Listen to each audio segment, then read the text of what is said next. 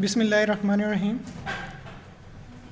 मेरा नाम मोहम्मद अली कुरैशी है और मैं ग्रुप 1 को रिप्रेजेंट कर रहा हूँ। ग्रुप 1 में मेरे अलावा 2 मेंबर्स और हैं, तहज़ीब शौकत भट्टी और अर्शिया बारी, और हमारे ग्रुप का प्रोजेक्ट था सोलर ट्रैकिंग सिस्टम। अगर हम बात करें सोलर ट्रैकिंग के इंट्रोडक्शन की, तो हमें पता है कि सूरज से ज़मीन पर 84 टेरावाट पावर रिसीव होती है और अर्थ की टोटल पावर की नीड 12 टेरावाट पर डे है। अगर हम सूरज से एनर्जी रिसीव करना चाहते हैं तो हमें पता है कि हम फोटो सेल्स को यूज़ करते हैं, जो कि हमारी सोलर एनर्जी को इलेक्ट्रिकल एनर्जी में कन्वर्ट कर देता है। अब अगर हमें मैक्सिमम एनर्जी चाहिए तो हमारी जो प्लेट है वो सूरज के परपेंडिकुलर होनी चाहिए, यानी कि 90 के एंगल पे होनी चाहिए अगर हमें मैक्सिमम एनर्जी कन्वर्ट करनी है सोलर की इलेक्ट्रिकल में। इस मकसद के लिए हमने ट्रैकिंग सिस्टम बनाना था जो कि सूरज को सेंस करे, सूरज की लाइट को, और प्लेट की मूवमेंट सूरज के परपेंडिकुलर कर दें। ऑब्जेक्टिव इस प्रोजेक्ट के ये थे कि ट्रैकिंग सिस्टम बनाना है ताकि मैक्सिमम एनर्जी को कन्वर्ट किया जाए इलेक्ट्रिकल एनर्जी में, और सोलर प्लेट की जो पोजीशन है वो परपेंडिकुलर रखी जाए लाइट के। इस मकसद के लिए हमने फ़ोटो रेजिस्टर्स को यूज़ किया है सेंसर के तौर पे, और माइक्रो कंट्रोलर यूज़ किया है जो मेजर हमारा कंपोनेंट है, और डीसी मोटर और सोलर पैनल जैसे कि हम जानते हैं। ये प्रोजेक्ट इतना कॉस्टली नहीं है, तो इसलिए इसे इजीली इंडस्ट्रियलाइज किया जा सकता है, और इस प्रोजेक्ट के फ़वाइद ज़्यादा हैं इसके नुकसानात से। प्रोजेक्ट डिस्क्रिप्शन में हम डिस्कस करेंगे कि इस प्रोजेक्ट के दौरान हमने कितनी चीज़ें यूज़ की हैं, वन बाय वन उनको देखेंगे डिटेल में। सबसे पहले हमने माइक्रो कंट्रोलर यूज़ किए AT89C51, जैसा कि यहाँ पर डायग्राम में हमें नज़र आ रहा है।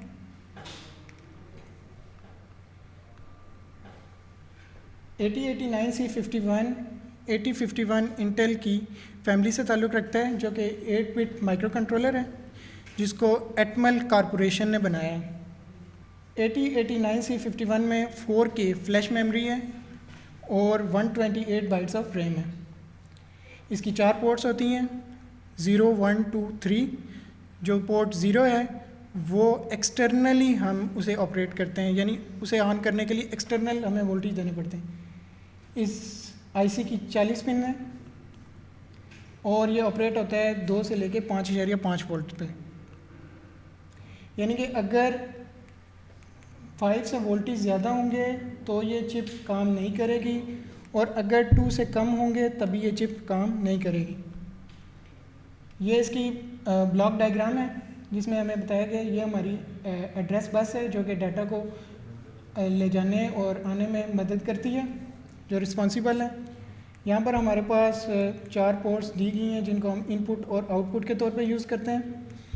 डाटा यहाँ इन पोर्ट से एड्रेस बस के ज़रिए सीपीयू में लाया जाता है।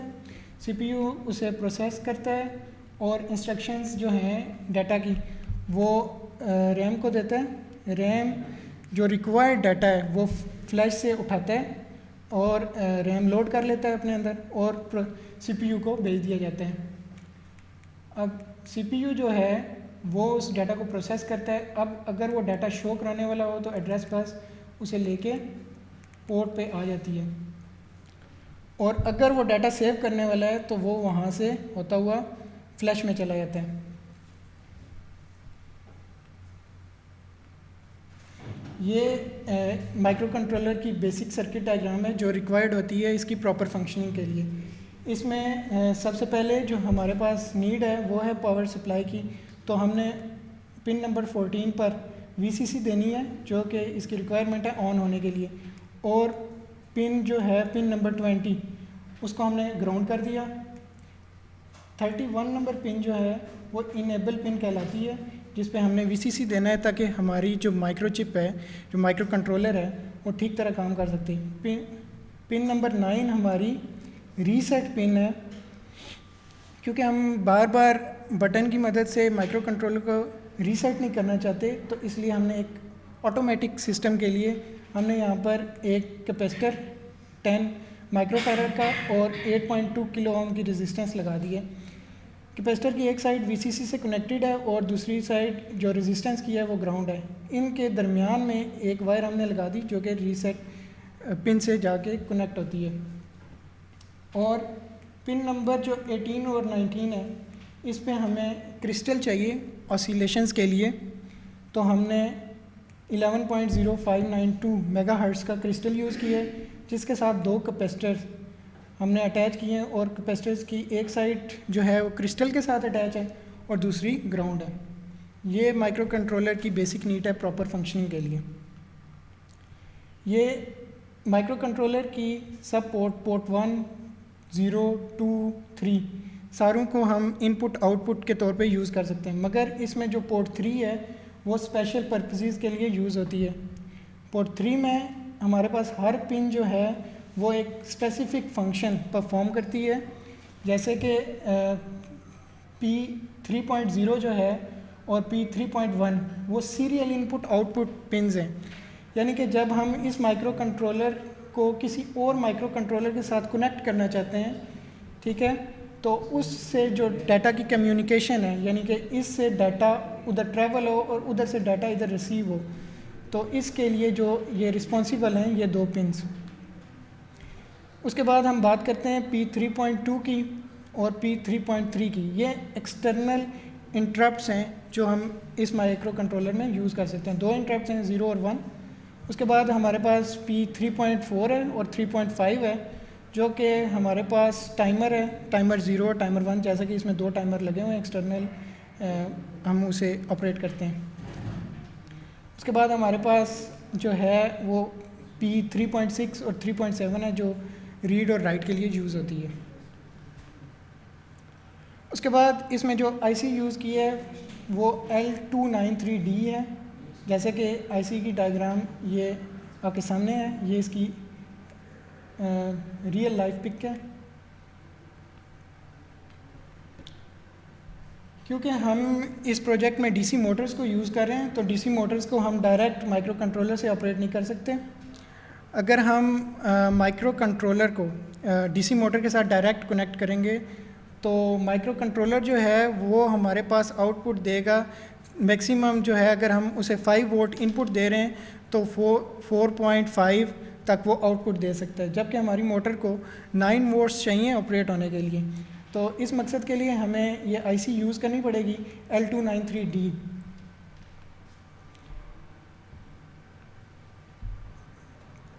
ये आईसी एच ब्रिज मैकेनिज़्म पे काम करती है। एच ब्रिज मैकेनिज़्म ये है कि अगर हम 4 स्विचेस को ऐसे लगा दें और उसके बीच में हम आउटपुट लेना चाहें, तो हमारे पास आउटपुट की सिर्फ 2 ही सूरतें बनती हैं, या ये स्विच और ये स्विच ऑन हो, जैसा कि यहाँ पर फ्लो दिखाया जा रहा है। इसी सूरत में हमें जो है वो आउटपुट मिलेगी। अगर हम ये सिमिलर स्विच ऑन करते हैं तो करंट को ये पाथ मिल रहा है, तो हमारे पास जो है आउटपुट नहीं आएगी। सेम केस ये यहाँ पर भी है। S2 और S4 को अगर हम ऑन कर दें तो करंट को ये पाथ मिल जाना है, तब भी हमारे पास जो है वो आउटपुट नहीं आएगी। इसके 2 ही केसेस बनेंगे, क्रॉस केसेस हैं। जैसे S1 और S4 को अगर हम ऑन करेंगे तब हमारे पास आउटपुट आएगी, या S2 और S3 को ऑन करेंगे तब हमारे पास आउटपुट आएगी। इसको एच ब्रिज मैकेनिज़्म कहते हैं, जिस पर ये आईसी काम करती है। ये आईसी की इंटरनल स्ट्रक्चर है, क्योंकि ये आईसी 2 मोटर्स को, डीसी मोटर्स को ऑपरेट कर सकती है। तो एच ब्रिज मैकेनिज़्म में हमने देखा 4 स्विचेस यूज़ करते हैं। तो यहाँ पर स्विचेस के लिए हमने TTL लॉजिक यूज़ किया, ट्रांजिस्टर टू ट्रांजिस्टर लॉजिक।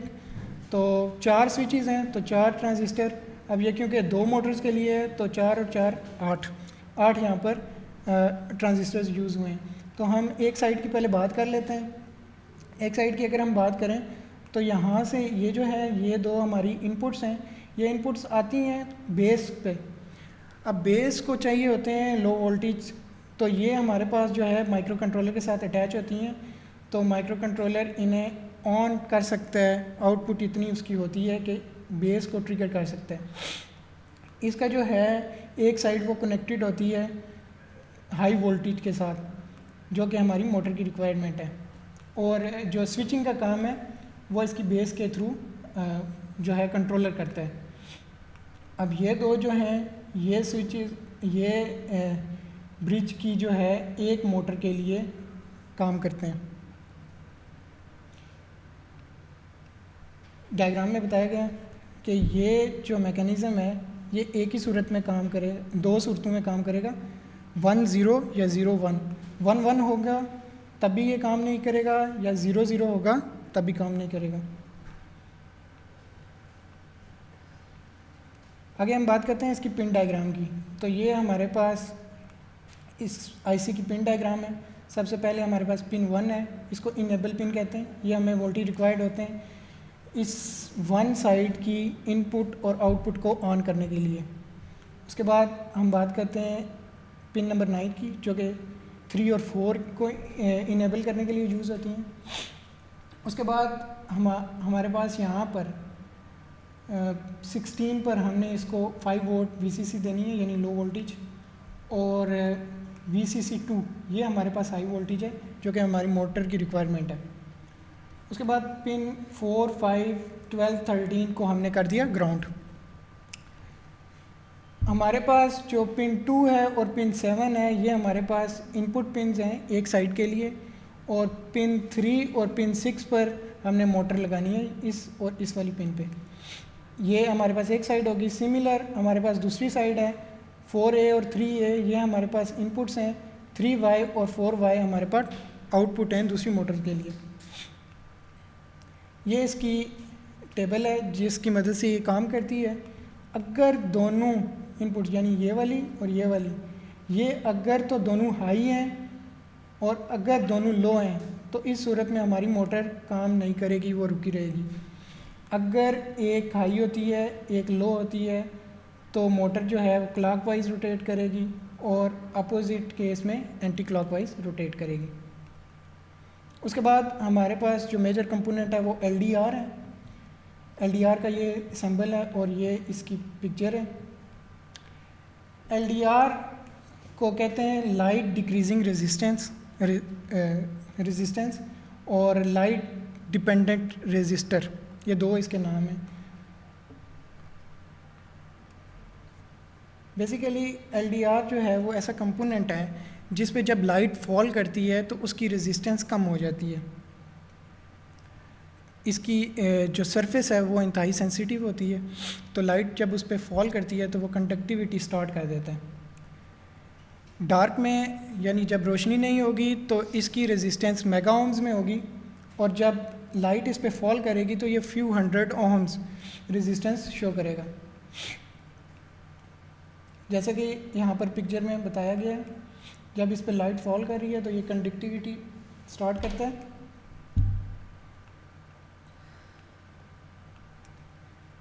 अब LDR के अगर इंटरनल स्ट्रक्चर की बात करें तो सबसे पहले हमारे पास इंसुलेटिंग सबस्ट्रेट आता है, उसके ऊपर हम लाइट सेंसिटिव मटेरियल डाल देते हैं, और उसके साथ हमारे पास दो मेटल कॉन्टैक्ट यानी कि दो टर्मिनल्स होते हैं, एनोड के तौर पे और कैथोड के तौर पे यूज़ करते हैं। इस पे जब लाइट फॉल कराते हैं तो ये लाइट सेंसिटिव मटेरियल जो है इसके वैलेंस इलेक्ट्रॉन्स कंडक्शन बैंड में शिफ्ट हो जाते हैं, और वो कंडक्टिविटी ऐसे स्टार्ट हो जाती है जब लाइट इस पे फॉल करती है। ये इसकी पिक्चर है। आगे हमारे पास जो मेजर कंपोनेंट है वो है gear motor, DC motor.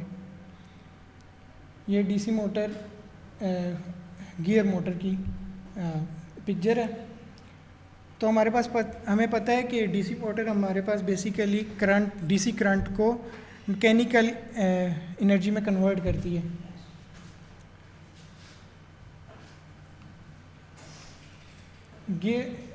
DC motor में बेसिकली होता है कॉइल होती है, इंडक्टर जिसे कहते हैं, उसमें जब करंट पास करता है तो मैग्नेटिक फील्ड प्रोड्यूस होती है। इस मैग्नेटिक फील्ड को हम यूज़ करते हैं रोटेशन के लिए।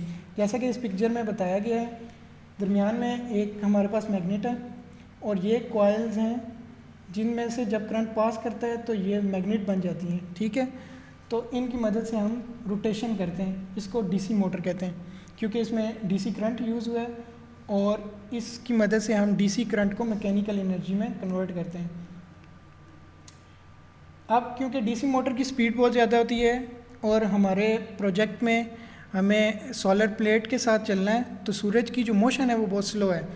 जैसे ही लाइट सेंसर पे पड़ेगी तो प्लेट, अगर डीसी मोटर हम डायरेक्ट यूज़ करते हैं तो एकदम से मूव कर जाएगी क्योंकि उसके आरपीएम ज़्यादा होते हैं, रोटेशन पर मिनट ज़्यादा होती है। तो हम इस मकसद के लिए गियर मोटर यूज़ करेंगे। ये हमने गियर लगा दिए इसमें ताकि इसकी आरपीएम को कम किया जा सके, ठीक है। इसके टॉर्क की स्पीड को कम करने के लिए हमने गियर यूज़ किए। उसके बाद हमारे पास कॉमन यूज़ होता है रेजिस्टर। ये इसकी पिक्चर और सिंबल है। रेजिस्टर इलेक्ट्रॉनिक्स का बेसिक कंपोनेंट है जो कि करंट को रिड्यूस करने के लिए यूज़ होता है। इसकी इस एबिलिटी को कि ये कितना रेजिस्ट कर सकता है करंट को, इसको रेजिस्टेंस कहते हैं और इसका यूनिट जो है वो ओहम्स है और उसका सिंबल ये आप देख सकते हैं। अगर हम डेली लाइफ से एग्जांपल लें रेजिस्टर की, तो ये बिल्कुल ऐसे है जैसे एक पाइप में से पानी फ़्लो कर रहा हो।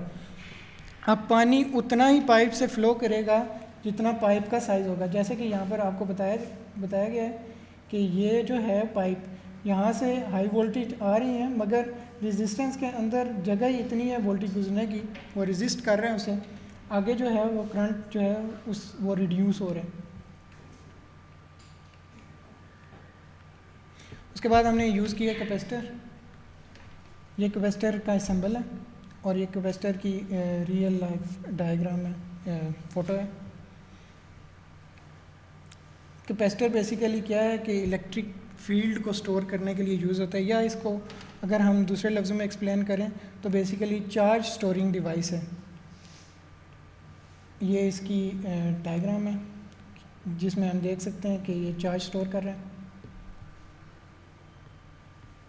उसके बाद हमने क्रिस्टल ऑसिलेटर यूज़ किया है माइक्रो कंट्रोलर के लिए। ये ऑसिलेटर की सिंबल है, ये इसकी पिक्चर है क्रिस्टल की। क्रिस्टल बेसिकली हमारे पास जब हम एटम्स और मॉलिक्यूल्स या आयंस को एक स्पेशल पैटर्न में पैक कर देते हैं तो हमारे पास वो क्रिस्टल कहलाता है। हम क्वार्ट्ज क्रिस्टल यूज़ करते हैं हाई स्टेबिलिटी के लिए, क्योंकि जब हम उस पर फीड अप्लाई करते हैं तो बेसिकली एटम्स और मॉलिक्यूल्स जो हैं वो वाइब्रेशन स्टार्ट करते हैं, तो हमें वही वाइब्रेशंस चाहिए होती हैं। क्रिस्टल का इक्विवेलेंट सर्किट यहाँ पर आप देख सकते हैं, RLC सर्किट है जिसकी आउटपुट ये आप देख सकते हैं कि ऑसिलेशंस हैं। बेसिकली RLC को हम क्वार्ट्ज क्रिस्टल की जगह इसलिए यूज़ नहीं करते कि क्वार्ट्ज क्रिस्टल मोर स्टेबल होता है RLC सर्किट के। ये हमारे पास अपने प्रोजेक्ट की ब्लॉक डायग्राम है जिसमें हम देख सकते हैं सबसे पहले हमारे पास हमारा माइक्रो कंट्रोलर 8089C51 लगा हुआ है।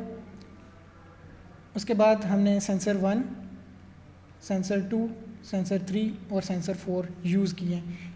हमारे पास जो सोलर प्लेट है उसकी 4 साइड्स हैं, तो 4 सेंसर यूज़ किए हैं जिनको हमने कनेक्ट कर दिया है पोर्ट 1 की पिन नंबर P1.0 से लेके P1.3 तक। उसके बाद जो सेकंड चीज़ हमने यूज़ की है, हमने पहले भी डिस्कस किया है L293D को, जो कि हमारे पास लो वोल्टेज इनपुट लेगी और हाई वोल्टेज आउटपुट देगी, जिसको हमने कनेक्ट कर दिया है माइक्रो कंट्रोलर की पोर्ट 2 के साथ, और पोर्ट 2 की जो पिन्स यूज़ की हैं P2.0 से लेके P2.3 तक। इसके आगे हमने आउटपुट पे 2 DC गियर मोटर्स को यूज़ किया है जो कि डायग्राम में आप देख सकते हैं। अगर हम सर्किट डायग्राम की बात करें तो ये इसकी सर्किट डायग्राम है। सर्किट डायग्राम में ये क्योंकि प्रोटीएस पे बनी हुई फाइल है, तो यहाँ पर आपको पिन 14 यानी VCC पिन और पिन 20 जो ग्राउंड पिन है वो नज़र नहीं आएगी। यहाँ पर हमने रीसेट के लिए मैकेनिज़्म लगा दिया, जैसे कि हम पहले डिस्कस कर चुके हैं। क्रिस्टल और कैपेसिटर का जो बेसिक सर्किट है ये भी हम माइक्रो कंट्रोलर के लिए यूज़ करते हैं, डिस्कस कर चुके हैं। इसमें हमने सबसे पहले 5 वोल्ट्स दिए और उसके आगे हमने लगाया 10 किलो ओम का एक रेजिस्टर। उसके बाद हमने लगाया है LDR, जो कि हमारे पास बेसिकली लाइट को सेंस करेगा, और उसकी एक वायर हमने जोड़ दिया ग्राउंड के साथ। रेजिस्टर और LDR के दरमियान से हमने एक वायर निकाली है और माइक्रो कंट्रोलर की पिन P1.0 पे लगा दी है।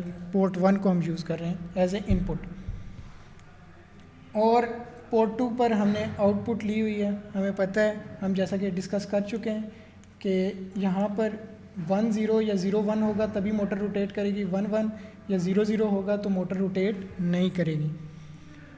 अब होगा क्या, जब हमारे पास 5 वोल्ट्स आ रहे हैं तो LDR डार्क में पड़ा हुआ है, लाइट इस पे फॉल नहीं कर रही, तो इसकी रेजिस्टेंस ज़्यादा है, ये उसको पाथ मिल रहा है करंट को, तो करंट बजाय नीचे जाने के ग्राउंड में वो पोर्ट पे चला जाता है P1.0 पे। अब हम इस स्टिमुलेशन को ऑन करते हैं। ये हमारे पास स्टिमुलेशन ऑन हो चुकी है। अब हम एक LDR पे लाइट फॉल कराते हैं। ये हमने एक LDR पे लाइट फॉल की।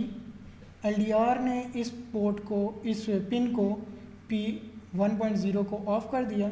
इसको ऑफ़ किया तो ये हमने कोड के थ्रू मूव कराई हुई है इधर P2.0 पे, तो ये पिन ऑफ हुई तो ये 0 और 1 का लॉजिक जो है वो L293D में चला गया और मोटर ने एंटी क्लॉकवाइज रोटेट करना शुरू कर दिया। अब इसके डाटा को हमने इधर भी शिफ्ट किया हुआ है, यहाँ पर हमने LEDs लगाई हैं ताकि हमें पता लग सके कौन सा LED है। LDR जो है वो इस वक्त ऑन है। अब जैसे ही लाइट इक्वली दूसरे LDR पे पड़ेगी तो मोटर उधर ही रुक जाएगी, क्योंकि 0 और 0 का लॉजिक जाएगा और मोटर वहीं पर स्टेबल हो जाएगी। इसी तरह से बाकियों का मैकेनिज़्म है। उसके बाद ये हमारी PCB की डिज़ाइन है। अगर हम PCB को 3D में व्यू करना चाहें तो ये हमारी PCB की 3D डायग्राम है। ये विदाउट कंपोनेंट्स के है। अब बात कर लेते हैं कोडिंग की। तो कोडिंग इसकी सिंपल सी है। सबसे पहले हमारे पास ओरिजिन 00H, क्योंकि ये असेंबली में कोड किया गया। उसके बाद हम मेन में जंप कर लेते हैं, क्योंकि हमें पता है कि ओरिजिन 0H के नीचे जो है स्पेशल पर्पज़ के लिए रजिस्टर्स कंजर्व किए होते हैं। तो हम मेन में जंप कर लेते हैं और एक और ओरिजिन देते हैं, ओरिजिन 30H। उसके बाद हम मेन का लेबल लगाते हैं और हम पोर्ट 1 को एज ए इनपुट हमने यूज़ करना है, तो हमने एकम्युलेटर में एक वैल्यू मूव कर दी। उस वैल्यू को एकम्युलेटर से हमने पोर्ट 1 पे मूव कर दिया और पोर्ट 1 को माइक्रो कंट्रोलर को बता दिया कि इसके बाद जो पोर्ट 1 पे डाटा हो वो एकम्युलेटर में डाल दें। उसके बाद हमने यूज़ किया कि एकम्युलेटर जो है जो कुछ उसके में वैल्यू स्टोर हो वो पोर्ट 2 पे ट्रांसफ़र कर दे और पोर्ट 3 पे ट्रांसफ़र कर दे, क्योंकि पोर्ट 3 पे हमने LEDs लगानी है ताकि हमें पता लग सके कौन सा LDR जो है अभी वर्किंग कर रहा है और कौन सा नहीं कर रहा। उसके बाद इस फंक्शन को दोबारा चलाने के लिए ljump अगेन कर दिया ताकि ये फंक्शन रिपीट होता रहे। अब हम इसको प्रैक्टिकली देखेंगे कि ये मॉडल जो है हमारा प्रैक्टिकली वर्क कैसे करता है।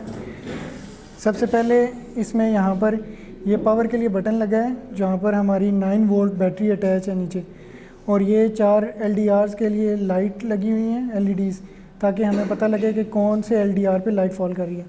यहाँ पर हमारे पास सोलर प्लेट है जिसके चारों तरफ एक एक LDR लगा है लाइट सेंसिंग के लिए, एक ये है और एक इसके ठीक इधर और साइड्स पे।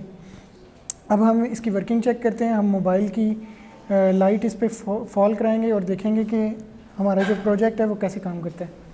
सबसे पहले मैं इस LDR पे लाइट फॉल करता हूँ, तो मैं यहाँ पर देख सकता हूँ कि यहाँ पर जो लाइट फॉल कर रही है ये प्लेट उसी के हिसाब से रोटेट कर रही है। अब मैं ऊपर वाले LDR पे लाइट फॉल करता हूँ तो ये प्लेट उस हिसाब से मूव कर रही है।